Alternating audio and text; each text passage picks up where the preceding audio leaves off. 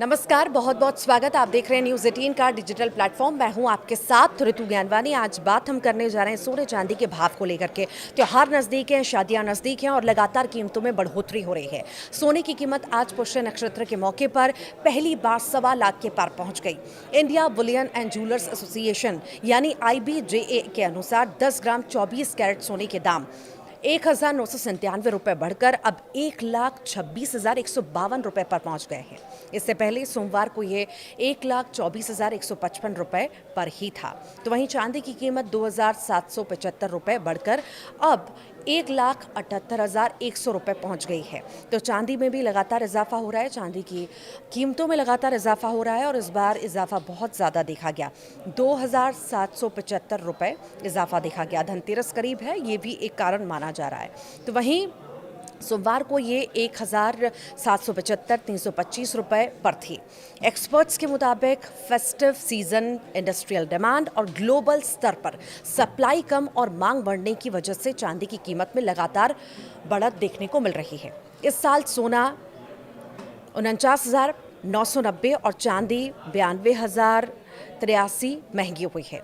इस साल अब तक सोने की कीमत 49,990 रुपये बढ़ी है। 31 दिसंबर 2024 को 10 ग्राम 24 कैरेट सोना 76,162 रुपये पर था, जो अब 1,26,152 रुपये हो चुका है। देखिए कितना बड़ा फर्क है। और चांदी का भाव भी इसी दौरान 92,083 रुपये बढ़ गया है।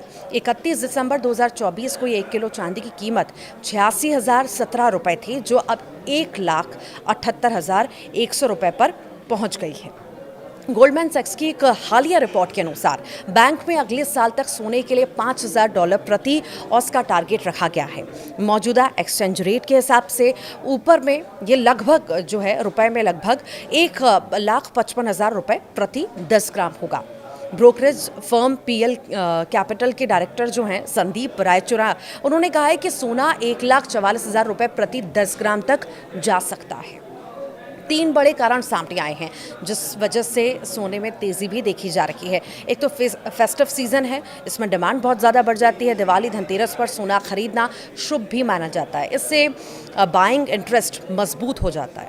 भले ही हाई प्राइसेस की वजह से क्वांटिटी कम हो, वहीं जियोपॉलिटिकल टेंशन भी एक बड़ा मुद्दा है। मिडिल ईस्ट में उथल पुथल और ट्रेड वॉर की चिंताओं के कारण निवेशक सोना खरीद रहे हैं। अमेरिका की नीतियों को लेकर अनिश्चितता भी है।